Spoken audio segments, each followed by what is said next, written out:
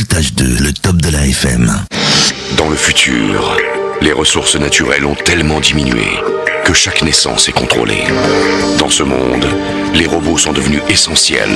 Voltage 2. Il est le seul enfant robot programmé pour aimer. Son rêve, trouver sa place parmi les hommes.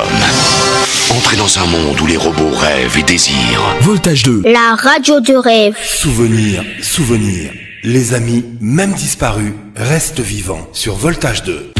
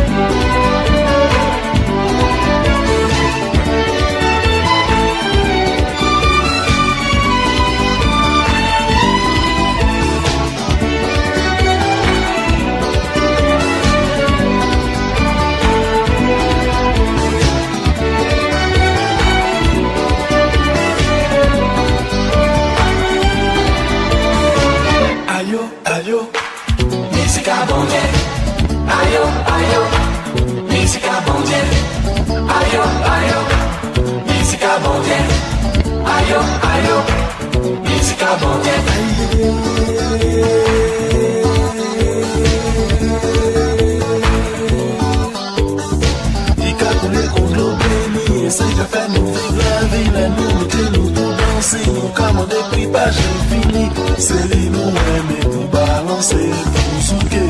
Musique à bon Dieu, encore mandé, est-ce que ça brille? Voyez la voix, ouais. Voyez la voix, ouais. Voyez la voix, ouais. Voyez la voix, ouais. C'est les mots mais pour balancer, pour souquer. Musique à bon Dieu, encore mandé, est-ce que ça brille? Allô, allô. Musique à bon Dieu, allô, allô. Musique à bon Dieu, allô, allô. Musique à bon Dieu, aïe aïe, musique à bon Dieu.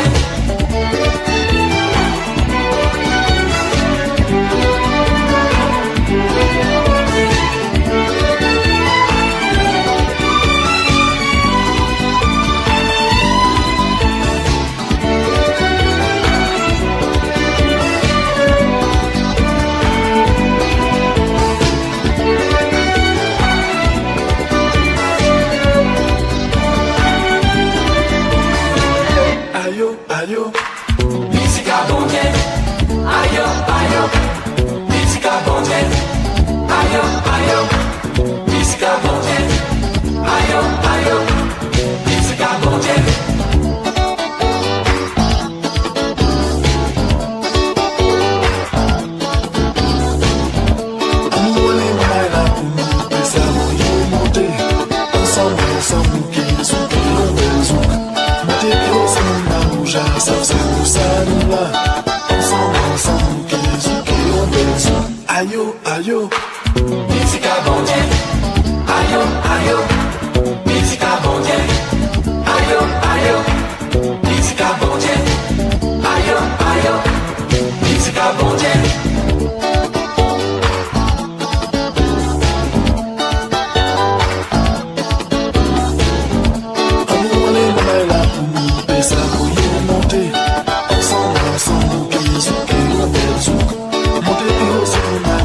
C'est pour ça nous là, ensemble, ensemble, en belle soupe, zouké. Voyez la voix, ouais. Voyez la voix, ouais. Voyez la voix, ouais. Voyez la voix, ouais.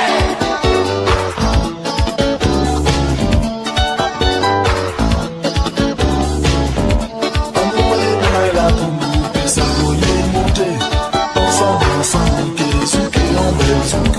Montez plus haut, c'est une manouja, c'est pour ça nous là. Ensemble, ensemble, zouké. Voyez la voix, ouais. Voyez la voix, ouais. Voyez la voix, ouais. Voyez la voix,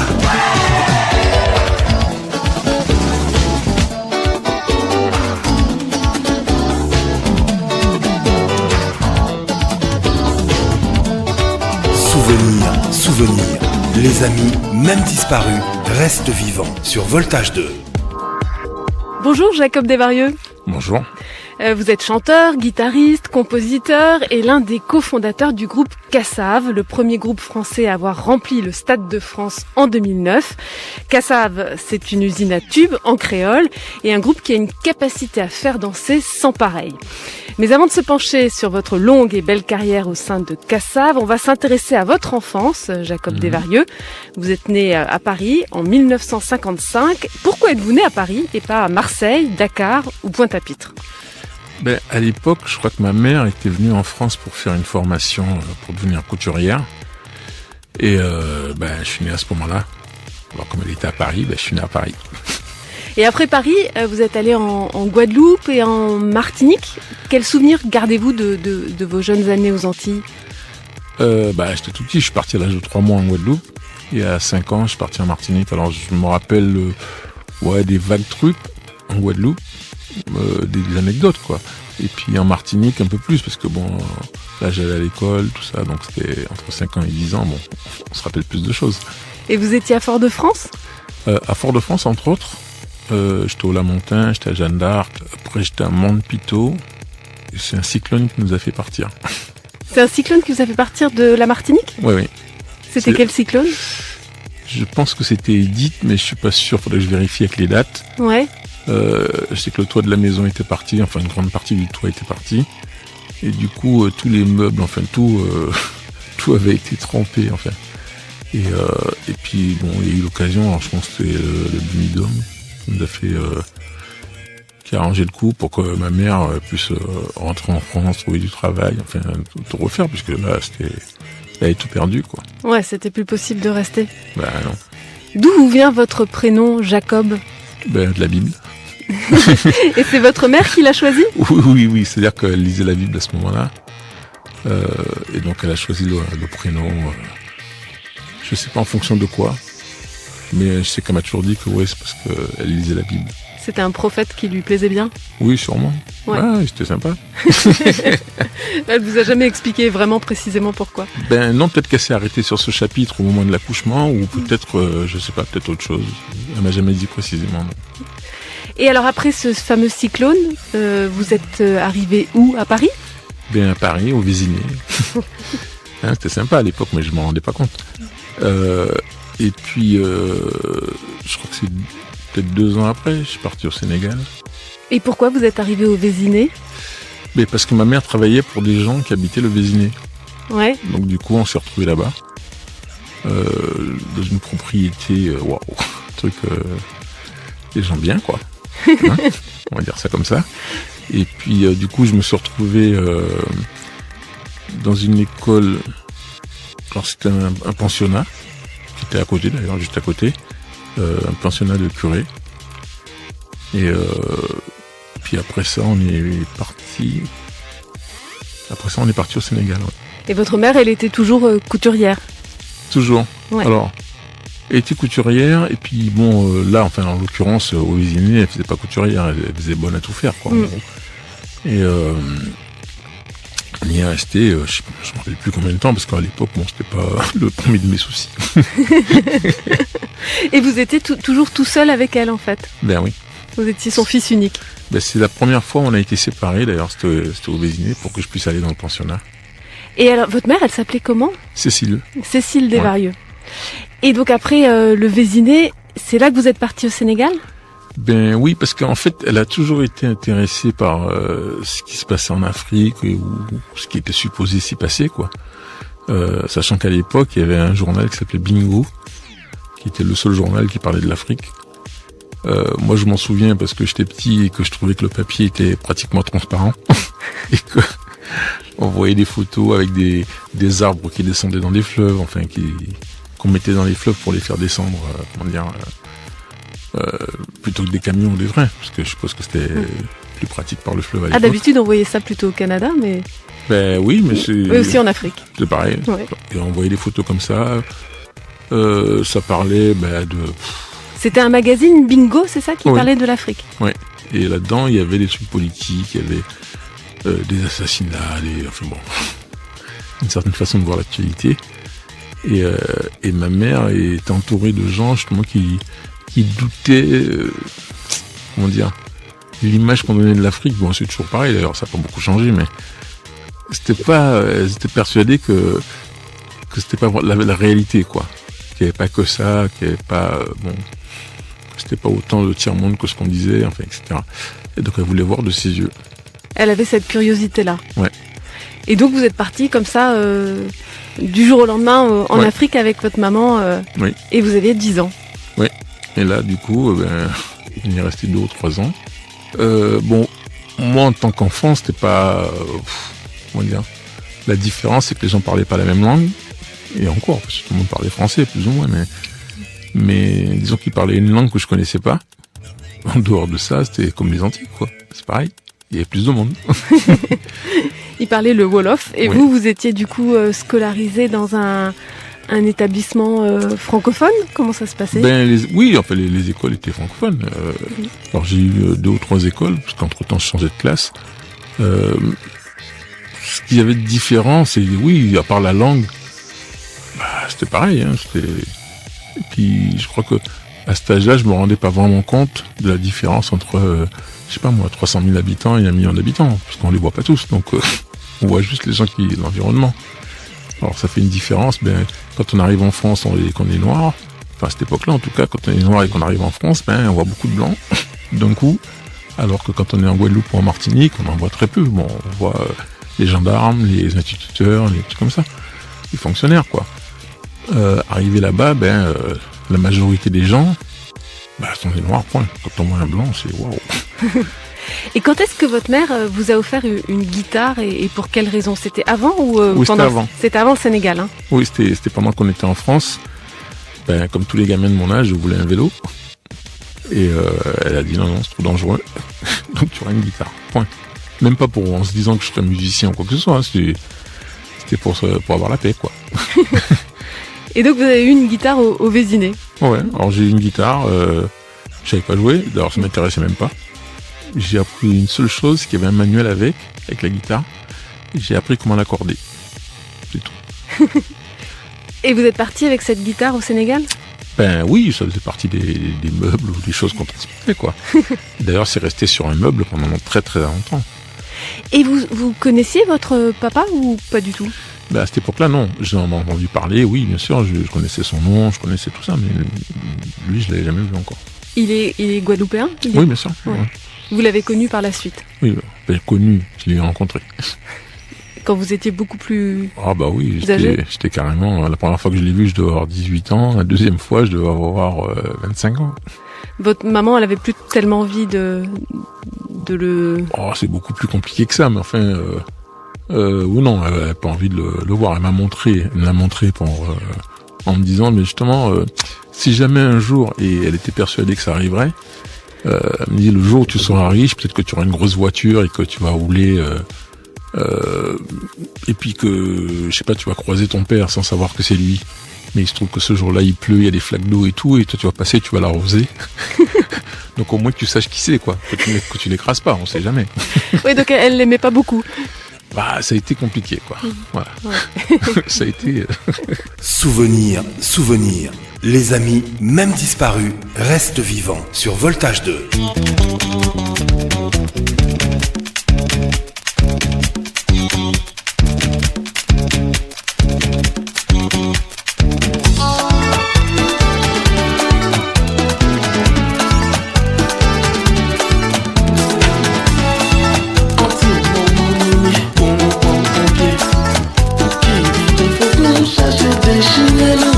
La paix, on tient cette fête et disait l'amour.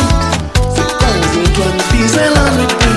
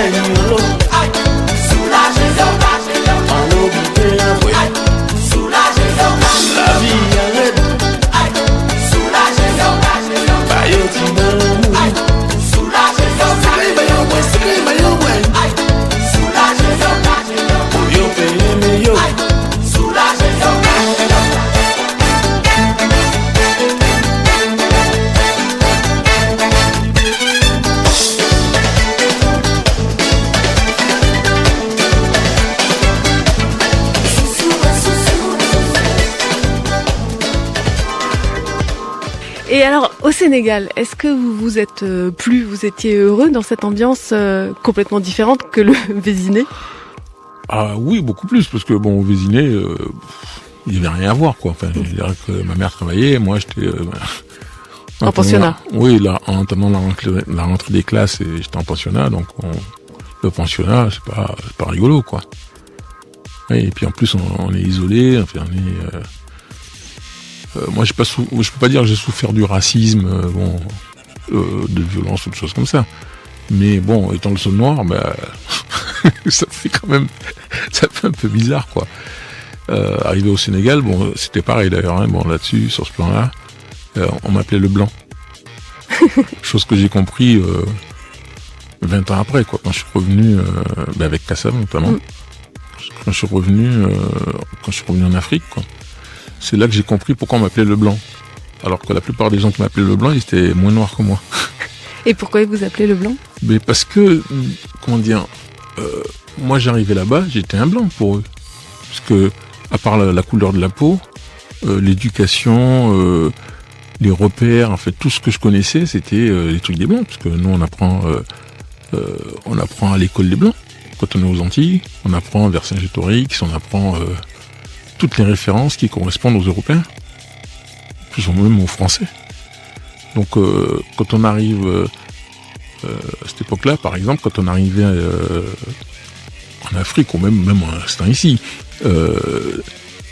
moi j'étais petit, mais les adultes, par exemple, pour dire que, mettons que la veille ils avaient dîné avec je sais pas, un autre Antillais, ils disaient ouais, j'ai dîné avec un noir. Alors un blanc lui dit j'ai dîné avec un noir, ben oui, tout le monde comprend, hein. C'est clair, c'est même pas du racisme, c'est comme ça, quoi. Quand un noir le dit, on est obligé de se poser la question, mais il parle de quoi? Voilà, on n'entendra jamais un blanc dire tiens, j'ai dîné avec un blanc hier. Voilà, bon, et ça on a été éduqué comme ça. Donc arrivé en Afrique, évidemment, on a des réactions des fois, et ils nous regardent, ils disent c'est quoi leur problème? Et c'est des choses que vous avez compris bien plus tard, en fait. Ben oui, quand je suis revenu adulte, entre-temps, moi, j'ai eu à travailler avec beaucoup d'Africains en faisant de la musique. Et il y a des choses, au bout d'un moment, où vous finissez par comprendre qu'il y a un problème, quoi, où quelqu'un vous explique, ou voilà. Et puis, j'avais d'autres copains autour de moi qui, eux, ils comprenaient pas ça. Et alors, c'est au Sénégal que vous avez appris la guitare? Oui, le hasard a fait que, en face de chez moi, il y avait un guitariste qui lui était déjà professionnel, en fait. Bon, il jouait dans le plus grand groupe du coin, enfin, et il jouait dans une boîte. Mais alors le problème, c'est que en tant que musicien, lui, il venait dans la boîte, il y avait déjà tous les instruments, il y avait tout ce qu'il fallait. Mais lui-même n'avait pas son instrument à lui, il pouvait se balader avec, tout ça, c'était pas comme ça à l'époque. Et du coup, moi j'ai vu que tous ses petits frères, ils savaient jouer de la guitare. Ils jouaient quelque chose. Alors que moi j'avais une guitare et je savais pas jouer. Et donc, et puis il s'est aperçu que j'avais cette guitare et donc il m'a demandé de lui prêter. Donc je lui prêtais, il allait jouer avec. Je peux pas aller le voir parce que j'étais trop petit, je peux pas rentrer dans l'endroit. Donc du coup, pour moi c'était un peu une légende, quoi. Le gars il joue de la guitare, oui il joue dans une boîte, un truc professionnel, tout ça, mais bon, ça représentait rien pour moi, quoi. Puis un jour j'ai fini par lui dire bon, apprends-moi à jouer un morceau parce que là je suis jaloux. Tes petits frères comme mon âge ils savent jouer, moi je sais pas jouer. C'est comme ça que j'ai commencé. Et c'est comme ça que vous avez appris. Et est-ce qu'avec votre mère, vous parliez le créole pendant toutes ces années, d'abord aux Antilles, puis après au Sénégal? Partout. De toute façon, elle ne parlait qu'en créole. Pour qu'elle parle français, bon, oui, évidemment, elle savait parler français, donc si elle voit que vous comprenez pas, elle va pas insister. Mais a priori, vous arrivez, vous pouvez venir de n'importe où, et vous parlez créole. Point. Et donc du coup, votre créole, il était... en tout cas, vous compreniez tout, et vous lui répondiez en créole? Ah oui, on parlait en créole. Alors après, notamment quand je suis arrivé avec Kassav, je me suis rendu compte que le créole que je parlais, en fait que je pratiquais, c'était le créole des années, on va dire 50-60, alors qu'on était en 80. Parce que les langues évoluent. Bon, mais comme elle était à l'étranger, donc elle parlait toujours la langue avec les termes de son époque, quoi. Et vous aimiez, vous, l'école au Sénégal? C'était intéressant Ah ouais, c'était le niveau était violent. Hein, c'est-à-dire que le Sénégal, c'est le pays où, comment vous dire, le premier président, c'était Léonard maintenant, Léopold Sédar Senghor, qui est quand même un lettré, un érudit, et donc ça a traîné tous les Sénégalais vers le haut dans ce sens-là, quoi. Bon, vers le français, bien parlé, bien écrit, etc. Et le niveau scolaire était très élevé. Donc, du coup, quand je suis revenu en France, j'avais un an d'avance. En tout cas, surtout, ouais, à tous les niveaux, hein, en maths, en français, en tout. En plus, ça correspondait à la période où il y a eu mai 68. Donc on a fini notre scolarité au Sénégal, alors qu'en France, c'est terminé plus ou moins. Donc du coup, l'année d'après, quand je suis arrivé, je crois que je passais en 5e. Pendant la moitié de l'année, voire les 3/4 de l'année, on faisait des programmes que j'avais déjà vus, quoi. Et là, vous étiez à Marseille, c'est ça ? Oui. Et c'est là, à Marseille, au collège, que vous avez commencé à faire du rock et à jouer avec un groupe qui s'appelait les Bad Grass, hein, c'est bien ça ? Oui, alors j'ai commencé avec un groupe au collège d'abord. On avait un nom, oui, je sais plus. Avec des copains de classe, quoi. Alors il y en a qui on savait même pas jouer, hein, on faisait ça pour s'occuper. Et puis au fur et à mesure, on a évolué. Bon, moi je me suis retrouvé à jouer avec d'autres groupes et puis j'ai continué, quoi. Et avec les Bad Grass, qu'est-ce que vous jouiez ? C'était un peu des reprises, non ? Oh, on faisait aussi des chansons à nous. Alors, on faisait du rock, on faisait plein de trucs, je sais plus, moi, on faisait des choses, on avait un guitariste qui était un Camerounais, et qui lui, il avait envie de jouer du rock, et moi je trouvais plus intéressant ce qu'il faisait lui. Donc du coup, on se complétait, on faisait, il m'a initié un petit peu, disons, à la musique africaine, enfin, c'est un grand mot, mais, à une des musiques, quoi. Et puis, après ça, j'ai continué à jouer avec d'autres gens. Alors, mais on jouait surtout du rock, puisque bon, à l'époque, c'était ça qui était... Souvenir. Les amis, même disparus, restent vivants sur Voltage 2.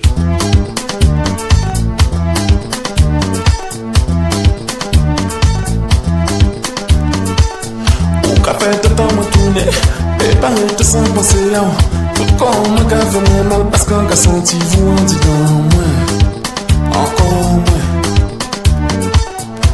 Mais nous là on veut aller, même si on rencontre des problèmes. Pour faire la monde c'est pas facile, ça vient que c'est l'homme qui toujours devant. Tout le monde est ma coco, tout le monde est ma coco. Amabe ma coco, amabe ma coco. Agos. Tout le monde est ma coco, tout le monde est ma coco. Amabe ma coco, amabe ma coco. Agos.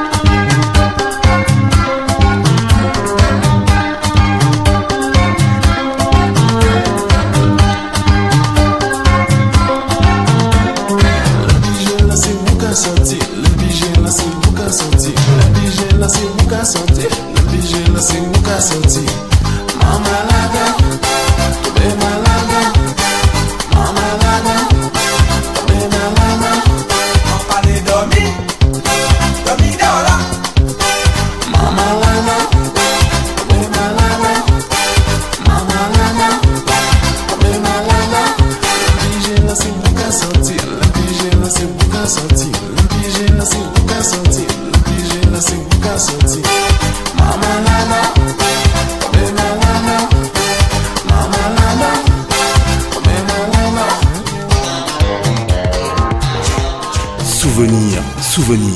Les amis, même disparus, restent vivants sur Voltage 2. Et au bout d'un moment, vous avez lâché les études pour la musique. Quand est-ce que c'est arrivé ? C'est-à-dire que j'étais entouré de gens qui me disaient toute la journée que j'étais bon, que je jouais bien et tout ça. Et puis, j'admirais aussi des artistes qui, eux, je sais pas, on s'est jamais posé la question est-ce qu'ils avaient le bac ou des choses comme ça. Mais n'empêche qu'ils sont arrivés à être les meilleurs du monde et du coup, en tout cas, ils se vantaient pas d'avoir fait des études supérieures ou autres. Donc, on se disait ça sert à rien. Voilà. Et donc vous avez envoyé balader les études au lycée ou Oui, à la fin au lycée, disons, c'est même pas envoyé balader, c'est que je trouvais pas ça intéressant parce que c'est pas que j'apprenais pas, mais je trouvais pas, c'était pas passionnant, quoi. Bah oui. Oui, alors je dirais. Par rapport à la musique ? Oui, la musique c'était passionnant parce que je découvrais les choses, quoi. Ouais. Là, en plus, j'avais de la chance. Je m'en rends compte maintenant. Hein. J'avais de la chance d'avoir de la mémoire et une certaine logique. Donc quand je lisais un truc une fois, vous pouvez m'interroger dessus, il n'y a pas de problème, je vous le récite. Et comme on nous demandait de réciter, réciter, voilà, j'avais de la chance pour ça. Donc j'avais des bonnes notes. Je travaillais pas, j'ai jamais forcé pour apprendre un truc par cœur. J'arrivais 5 minutes avant la classe, je regardais le truc et je disais c'est bon, je suis prêt. Et votre mère, elle voyait ça de quel œil en fait, que vous vous lanciez plus dans la musique que dans les études ? C'est-à-dire qu'au début, pour ça que je faisais de la musique comme ça, quoi. Et puis au bout d'un moment, à force d'entendre des gens, des amis à elle même, dire qu'ils ont entendu parler de moi, que je jouais bien, etc., ou qu'il y a un professionnel qui a parlé de moi en disant du bien, elle s'est dit, peut-être que c'est ma voix. Hein. Ouais, elle vous a pas contrarié. Non, du tout. Et donc vous êtes devenu arrangeur, vous avez travaillé en studio à Paris, hein, oui. et vous faisiez un peu ce que vous aviez choisi, vous étiez heureux du coup ?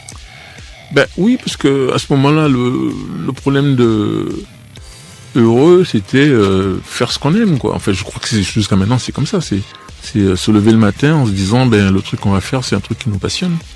Et qu'on va arriver en plus à gagner notre vie avec, c'est génial. C'est le meilleur métier du monde, quel que soit le métier, je veux dire.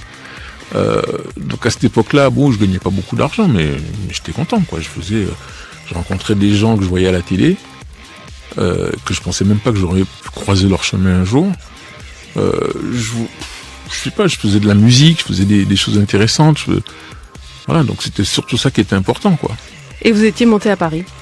Je suis monté à Paris pour ça, parce que à Marseille, comme dans toutes les provinces, au bout d'un moment, quand vous commencez à être à peu près potable, on vous dit il faut monter à Paris parce que l'horizon est un peu fermé, quoi, et que tout se passe là-haut. Donc je suis monté et j'ai eu de la chance. Souvenir, souvenir. Les amis, même disparus, restent vivants sur Voltage 2.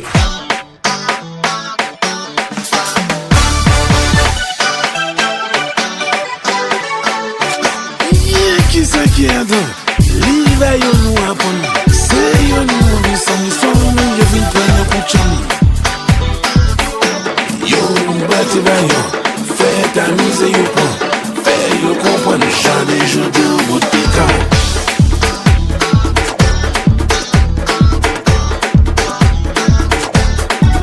Viens ça yo, il est en nous.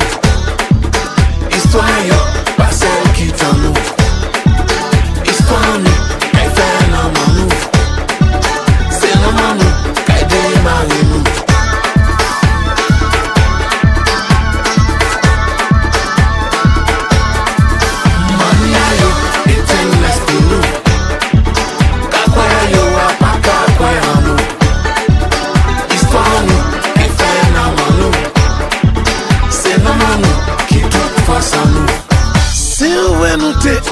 Ça nous peut faire ensemble.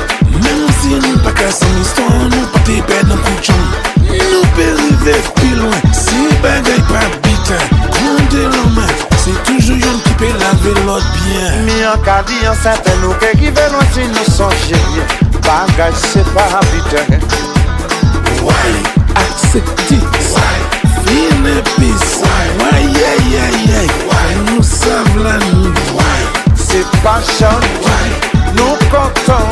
Yon Kassav fini, avant l'amour c'est respect nous fait dîner.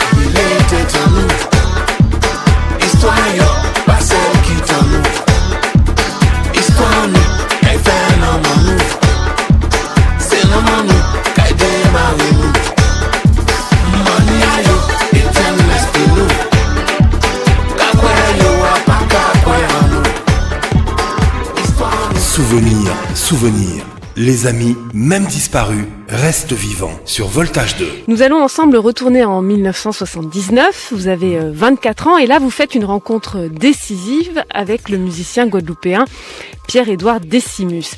D'abord, qui était Pierre-Édouard Décimus ? Alors, un jour, une maison de disques avec qui je travaillais, entre autres, me dit, tiens, il y a quelqu'un qui aimerait travailler avec toi. Il cherche un arrangeur. Mais il veut... Bon, c'est compliqué. Bon, j'ai rencontré Pierre-Édouard, que je connaissais pas, hein, bon. Moi, à l'époque, je m'intéressais pas à la musique antillaise, ou je m'y étais jamais intéressé. Bon, j'avais déjà entendu un ou deux trucs, mais sans plus, quoi. À part les trucs quand j'étais petit, oui. Mais je m'intéressais pas à la musique à cette époque-là.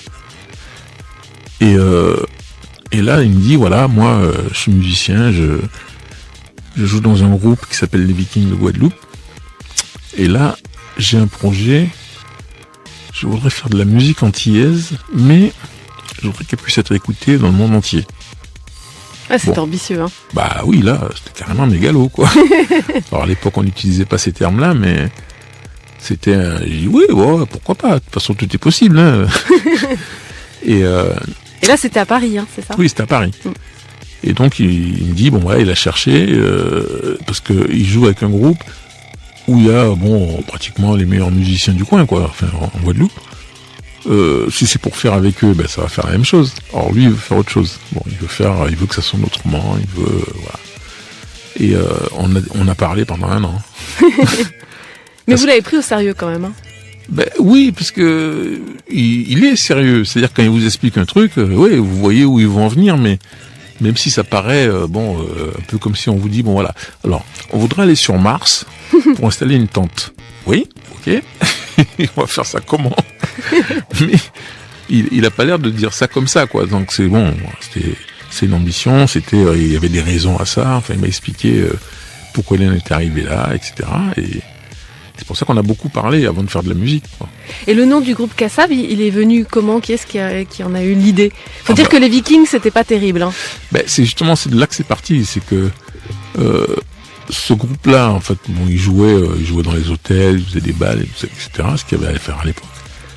Et puis un jour, ils ont joué, d'après ce qu'il m'a expliqué, ils ont joué dans un hôtel au Méridien.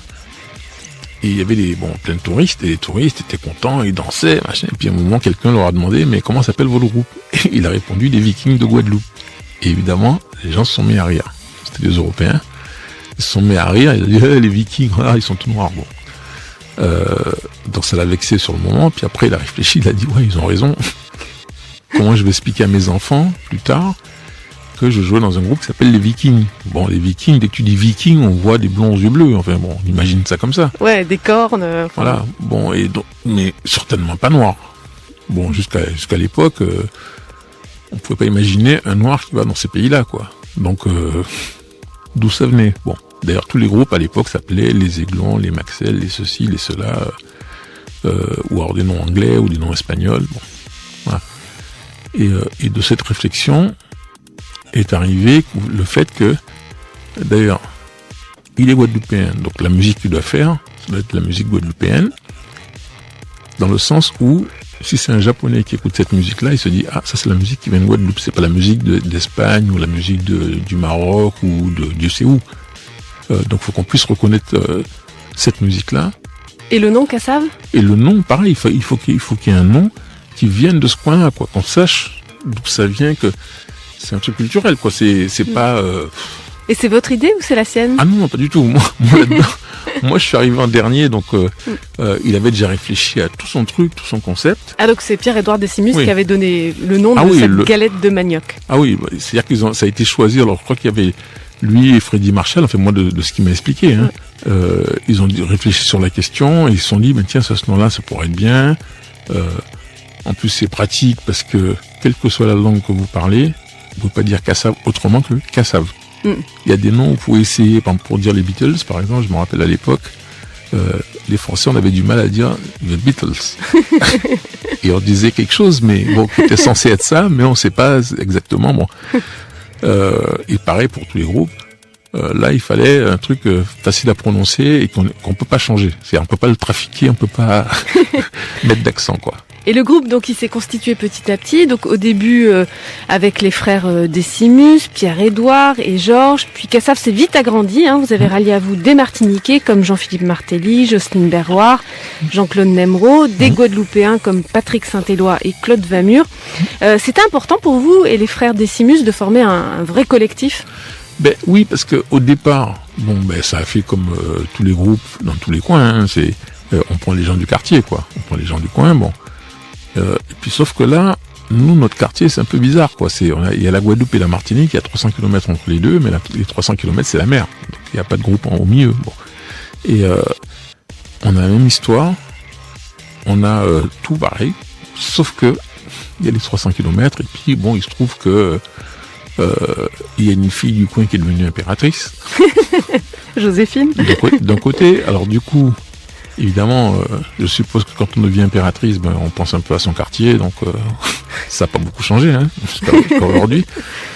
Et du coup, bon, ça fait des petites différences, des machins, des querelles de chapelle, en fait. Bon. Et donc, la distance aidant, c'est difficile jusqu'à maintenant de trouver un groupe où il y a des Martiniquais et des Guadeloupéens. Alors, il faut qu'ils soient à l'étranger. Vous voyez ? Et lui, il partait du principe que, bon, ben, comme ce sont les mêmes, il n'y a pas de raison. Il n'y a pas de raison qu'il n'y ait pas des Martiniquais et des Guadeloupéens dans le même groupe, qui fassent une musique, enfin. Voilà, c'était parti de cette idée-là, et du coup, ben, on a dit non, il faut qu'il y ait des Guadeloupéens et des Martiniquais, il faut que, on a mis une charte au point, quoi. Parce que je vous dis, on a parlé pendant 1 an, donc on a eu le temps d'échanger sur plein de trucs. Vous avez le temps Et alors, les premiers concerts, vous les avez donnés aux Antilles et à La Réunion. Est-ce que vous avez joué partout dans Outre-mer? Outre-mer, Même à Wallis et Futuna, hein? Ouais. Je suis en train de réfléchir, où est-ce qu'on n'a pas encore joué? À Mayotte? Si, on a joué à Mayotte. Saint-Pierre-et-Miquelon? Si. Non, pas Saint-Pierre-et-Miquelon, voilà, je crois que c'est le seul endroit. C'est le seul endroit où vous n'avez pas joué, hein? Oui, dans les départements d'outre-mer, en fait, des départements au territoire, c'est le seul endroit. Vous êtes allé en Polynésie, en Nouvelle-Calédonie, Wallis et Futuna, Mayotte, La Réunion, la Guyane et les Antilles, bien sûr. Donc il n'y a que Saint-Pierre-et-Miquelon qui manque. Saint-Pierre-et-Miquelon qui manque. Et dans les pays francophones, il manque le Tchad et la Mauritanie. Ah oui, ça fait pas beaucoup, hein. Bon, dans les pays lusophones, je crois qu'on les a tous faits. Les pays qui parlent espagnol, par contre, on les a pas tous faits. Les pays qui parlent anglais non plus. Ah, il reste encore quelques pays à aller découvrir. Oui, il y en a quelques-uns. Alors j'aimerais m'arrêter sur votre tube international, Zouk la Seychelles médicament Nouni. Comment il est né ce tube et où? Alors ça a commencé, en fait, ça partit d'une blague. Parce que aux Antilles, à ce moment-là, il y avait disons 2 écoles, façon de parler, quoi. Il y avait des gens qui étaient fans de Malavoie, plutôt Malavoie, Falfret, qui étaient des groupes un peu plus jazzy que nous. Leurs fans disaient que ça c'était la musique. Alors que nous c'est de la musique, bon c'est un truc populaire, bon c'est pas... et puis un jour il y a quelqu'un qui m'a fait une réflexion en disant ouais mais vous c'est des accords à 3 notes, truc simple quoi, c'est un peu simpliste. Moi j'ai dit tu sais on peut faire avec encore moins de notes, hein, on peut faire avec une seule note même. Bon c'est parti de cette blague là. Et ça a commencé en Haïti, je crois. J'ai commencé à trouver les premiers riffs et je trouvais ça en Haïti pendant qu'on était en tournée. Et puis bon, ça a évolué petit à petit jusqu'à ce que le morceau soit fini, quoi. Souvenir. Les amis, même disparus, restent vivants sur Voltage 2. One way.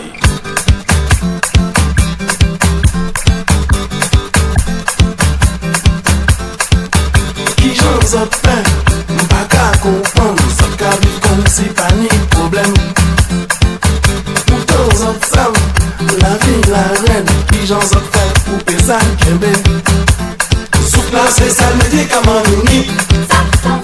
Sous-placé, ça le médicament nous nie. Pas de connaître, ça crée la ça. Quand moi prends la pointe et ça comprend.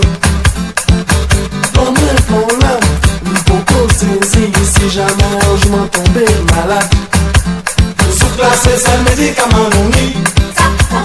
Sous-placé, ça le médicament nous nie.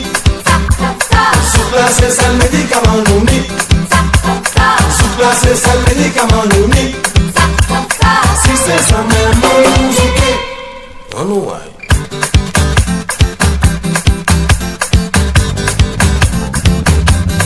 Mi comme ça, mi comme ça, mi comme ça, mi comme ça, comme ça, comme ça, comme ça, comme ça, comme ça, comme ça, comme ça.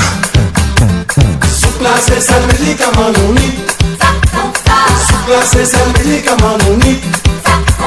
Sous-placé, ça le médicament nous nie. Sous-placé, ça le médicament nous nie. En malade, en malade, en malade.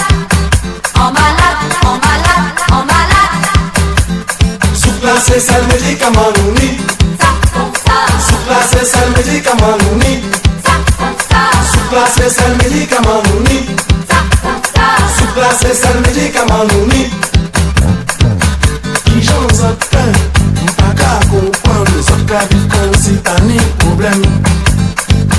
Pourtant, ça savent, la vie, la reine, qui j'en ai fait pour payer ça, sous-placé, ça le médicament nous nie. Sous-placé, ça le médicament nous nie. Sous-placé, ça le médicament nous nie. Sous-placé, ça le médicament nous nie. Pas de connaître, c'est que la ça. En moi plan là, moi paye ça, comprendre. Dans moi plan là, m'poko saisir si jamais un jour m'en tomber malade. Sous-placé, ça le médicament nous nie. Souvenir, souvenir. Les amis, même disparus, restent vivants sur Voltage 2. Et qu'est-ce que Kassav avait envie de dire avec cette chanson? Il y avait un message derrière ce titre? Ben, à l'époque, pendant qu'on le faisait, non, franchement, on pensait pas à des messages ou des choses comme ça. C'est venu au fur et à mesure, et ben, après il y a eu le texte, il y a Georges qui a fait le texte, et puis c'est après coup, en fait, qu'on s'est rendu compte de la façon dont les gens ont récupéré le morceau, quoi. On s'est rendu compte que ouais, c'était une demande, c'était un besoin, oui, ça voulait dire quelque chose, quoi. C'était pas un hasard, quoi. C'était un peu une satire, en fait, non? Oui, en fait, tout le monde a retenu le refrain.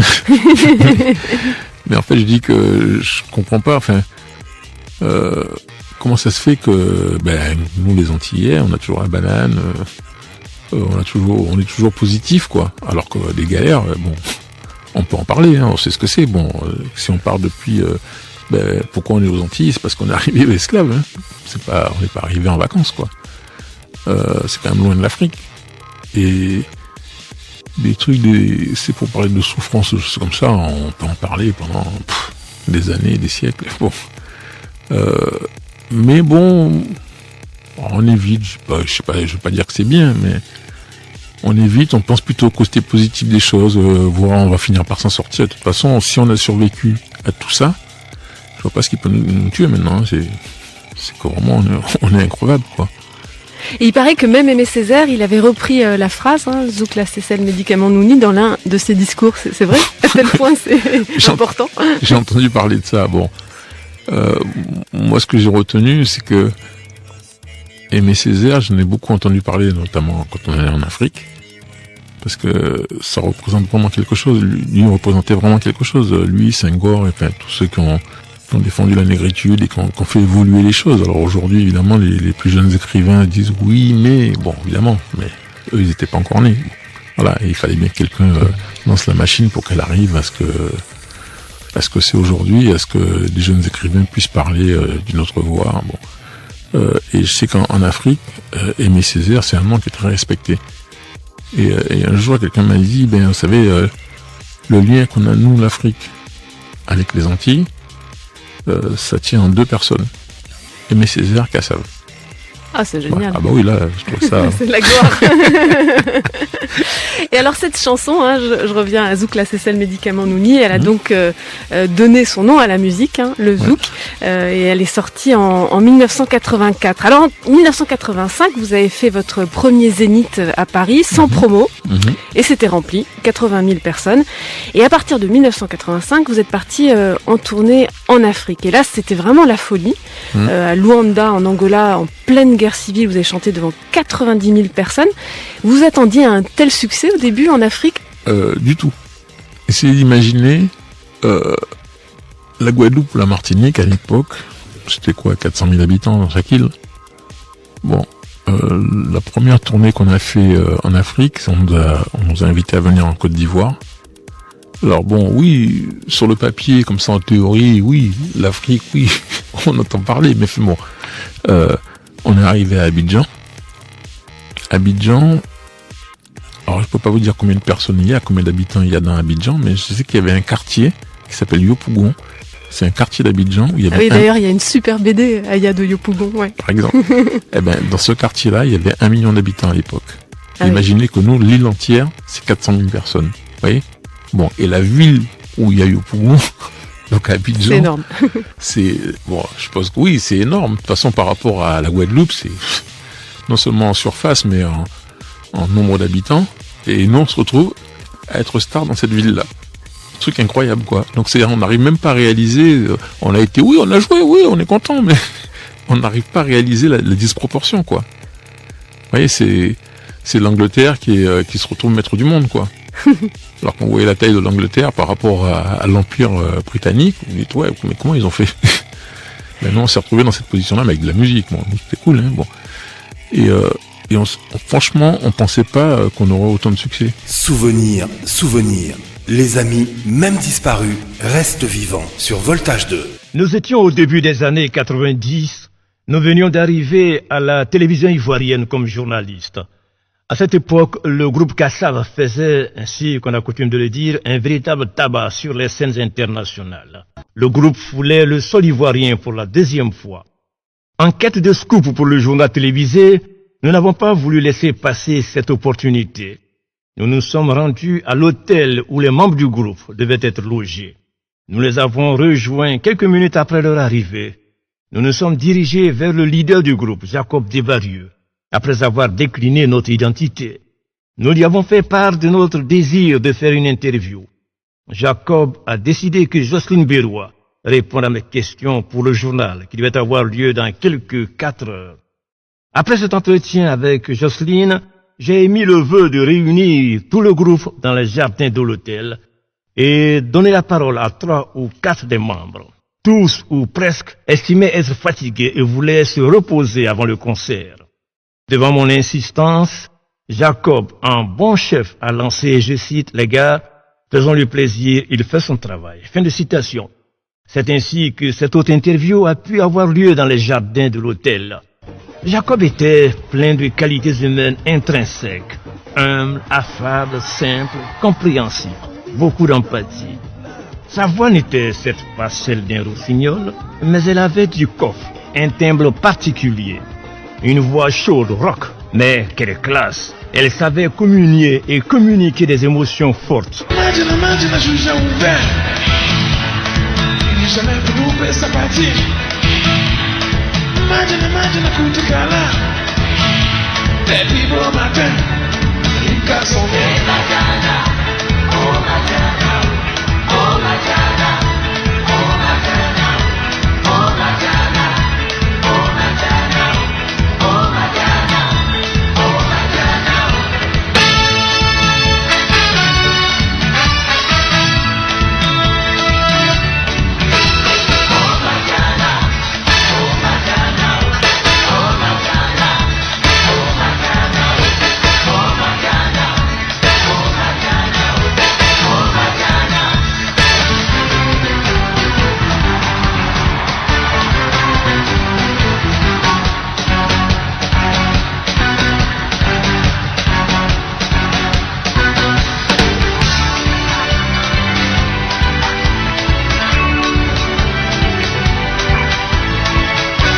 Soulager maman, you need pour you, paix mon plaisir, yeah.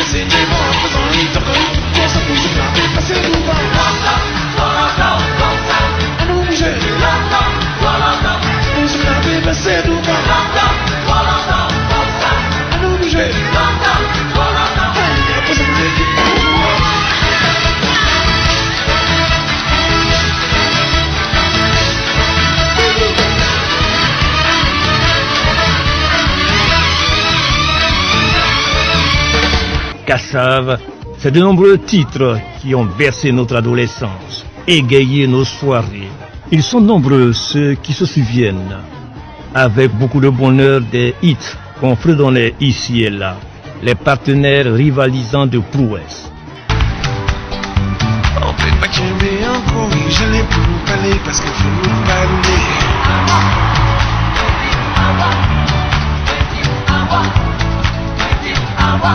Je l'ai pour nous parler parce qu'il faut nous parler.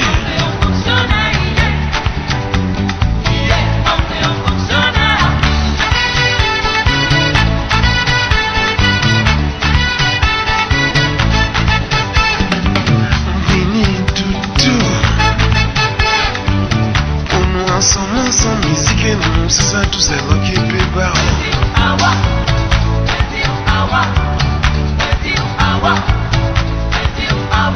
Musique et nous, c'est ça tout seul qui peut barrer.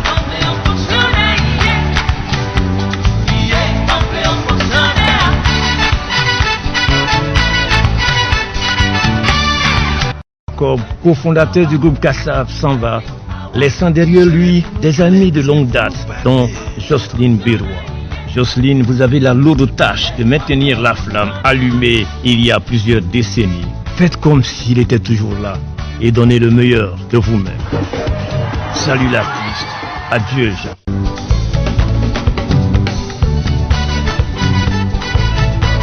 Souvenir. Les amis, même disparus, restent vivants sur Voltage 2.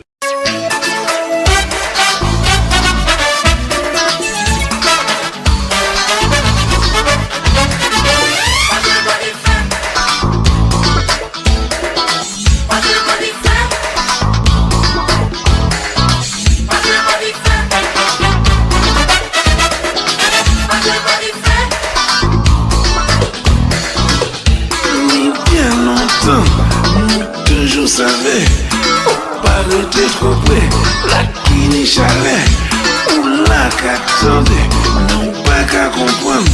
Tout temps ou pas chaudé, ou péqué corrigé.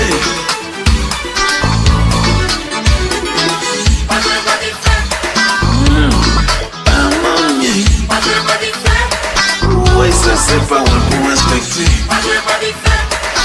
Aïe, dangereux. Si on parlait, écoutez ça qui arrive la journée qu'on ennuie pour la qu'à flamber. Mais la vie c'est pas jouer. Si vous quand il fait virer. La roue qui est posée, ou qui est calculée. Arrêtez, va du faire. Arrêtez. Si on parlait pleurer, si on parlait crier. Arrêtez, va du faire. Oui. Arrêtez. Ou pas dit qu'on n'a pas chance. Arrêtez, va du faire.